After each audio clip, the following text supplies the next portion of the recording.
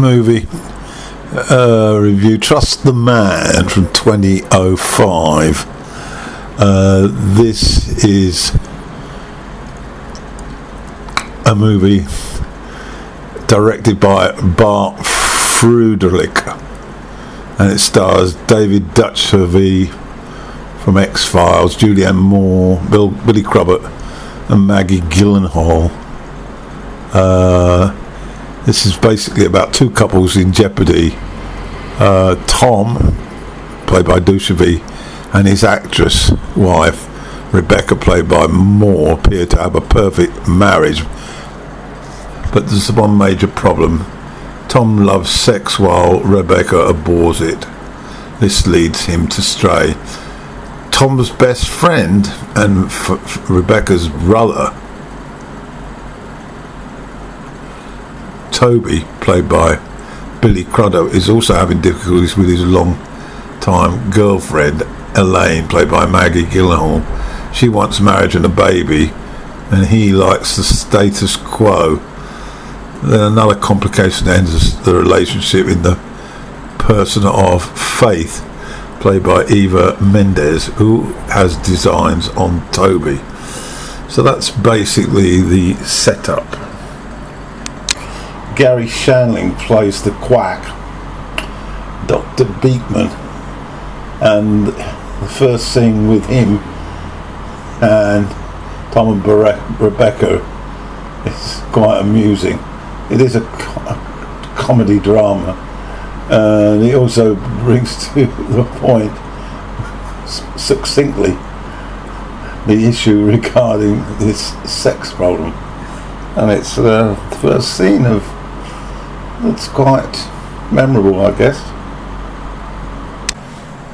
The movie's it's a sort of drama comedy, as mentioned. You get sort of parallels as you watch it with Woody Allen's, but unfortunately it's a long way below that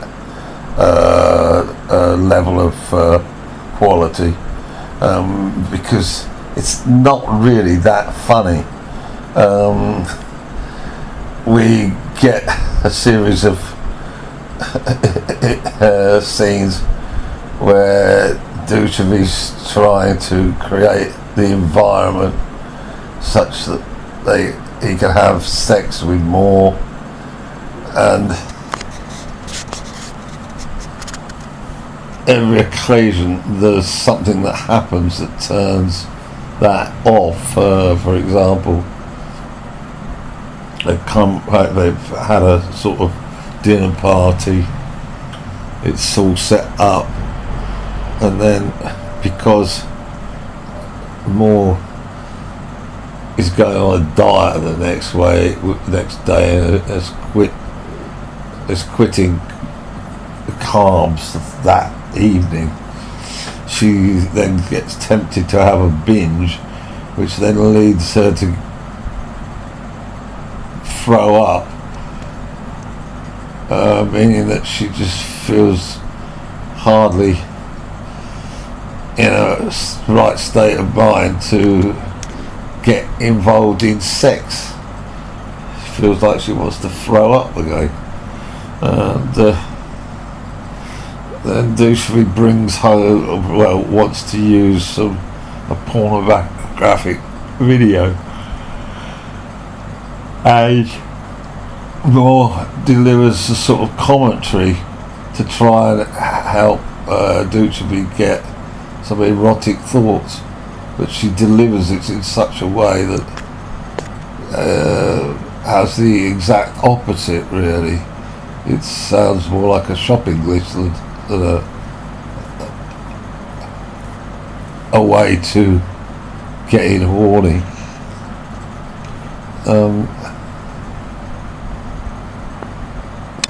There seems to be a unique desire in America that one goes to one's shrink, and this was of course developed by Woody Allen back in the 70s, and this film concurs with that, and I find it quite amusing that this country seems to be obsessed, particularly for those, of course, with some money, that they have to go and share their secrets or their work life with a shrink and search for an answer to little practical problems that most of us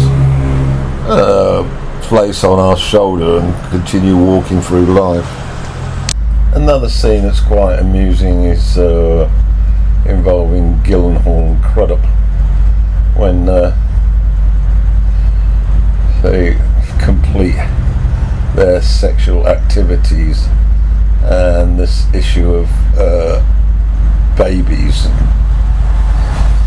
come up, which is what Gyllenhaal is absolutely wanting so much, and Crudup comes out with his argument about overpopulation, Catholics unrestrained desire to reproduce, and she becomes so frustrated and points out that there are certain things in life that we should all be doing, i.e. producing children, and this leads her to her storming out. It's I'm sure a situation that happens repeatedly. Particularly on board are these overpopulated beliefs, which now is being seen to be a bit of fake news, really. There's plenty of room. The problem is there's not enough resources. After a restaurant date, the four of them exchange pleasantries, and then we catch Toby and Elaine, is it?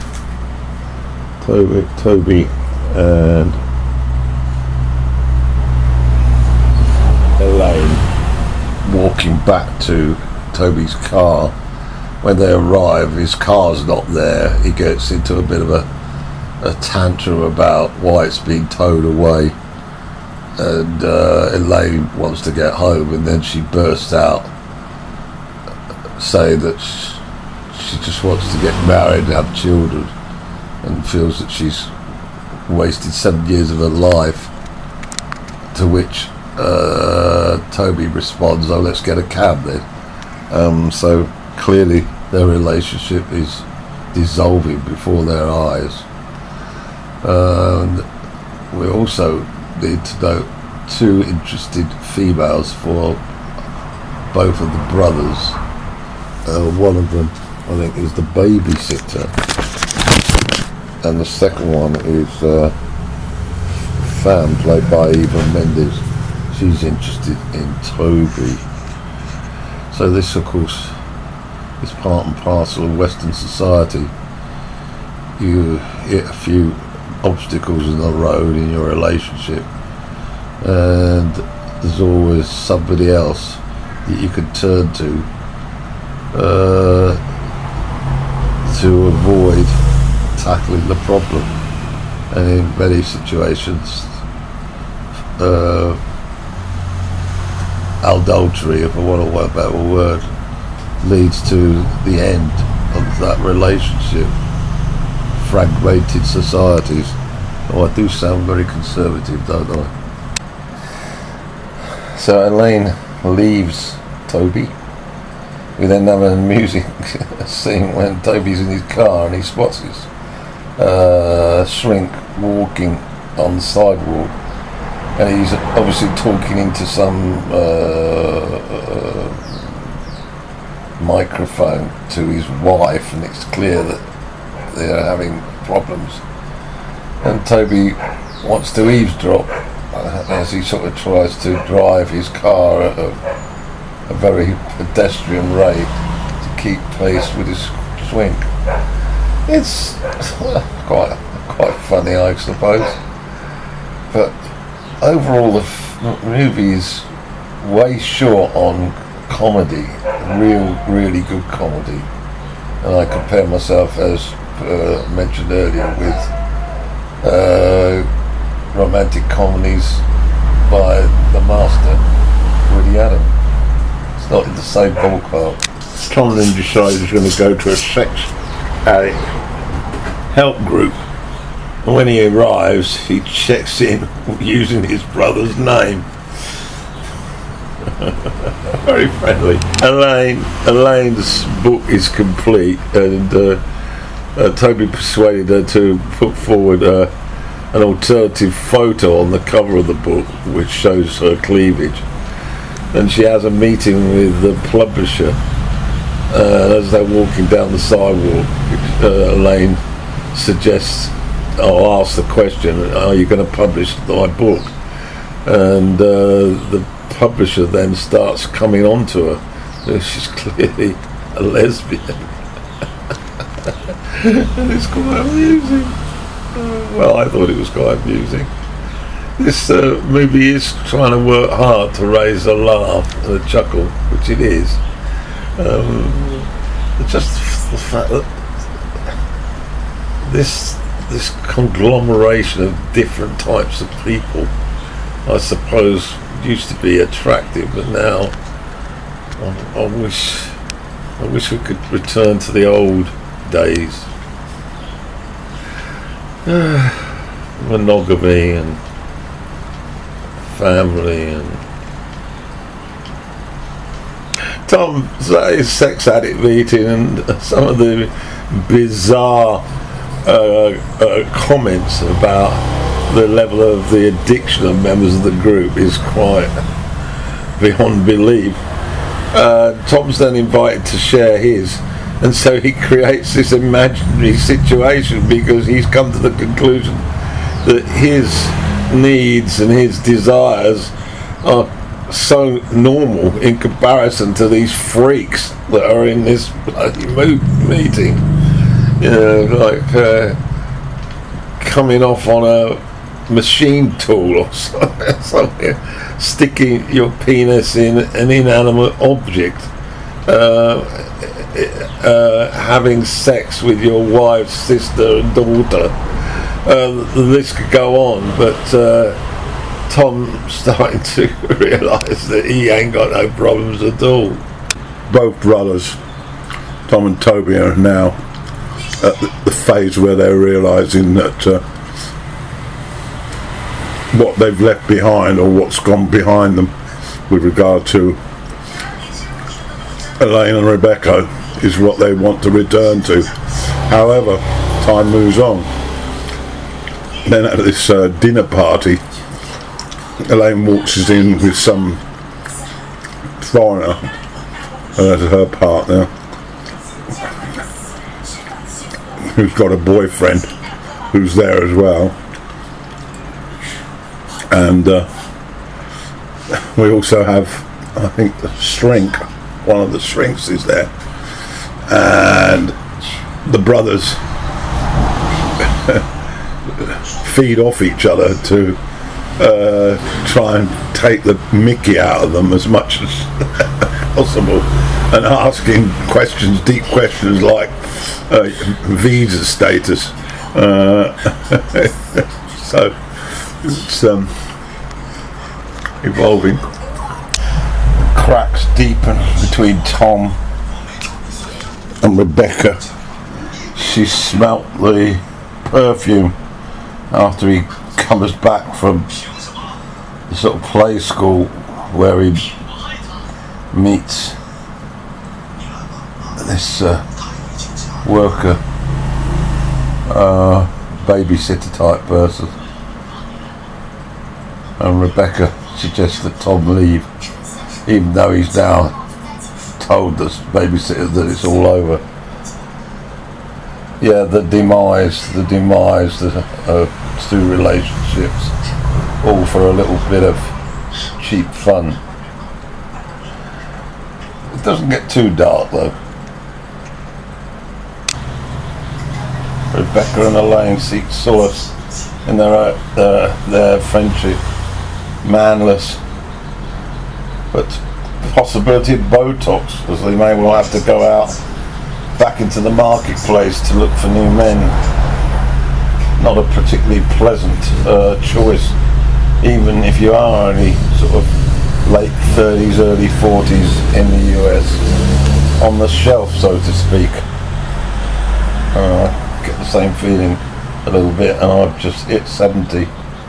But there are times when one thinks there's got to be a better alternative, you know, over the hill, so to speak. But hopefully reality will set in, because all these comforts that I enjoy would be placed into jeopardy just for a quick thrill. What is this? Is this a message towards monogamy, long-term satisfaction, compromise? What are these social attitudes that impinge on one's happiness? This is not supposed to be a monologue or a preachy sort of statement about the benefits of monogamous relationships. But anyway, Tom continues with his sex addicts group, and eventually he comes clean on who he is and how confused he is. And to a nice musical soundtrack, we then see him doing the trust exercise that I did many years ago, where you fall backwards into the arms of people. It's a very, very difficult exercise, really, because it enables you to completely trust in them to catch you rather than you hitting the ground. And I did it in psychotherapy, sort of learning when I was a social worker, this idea of complete trust in terms of relationships. It's a very, very difficult if you analyse your own relationships, and that 100%, not nearly 100% trust in your relationship with your partner. Try it. Good therapy. Let your partner catch yourself. Okay, and we've also got the brothers now sharing their sort of own fallacies, show their own weaknesses, show their own deficiencies, show their selfishness, and feeling a sense of regret that they've stepped away from these two women. The problem with this type of movies is more often than not, the endings are particularly corny and yucky, and I'm going to suggest that this is appearing to be the same.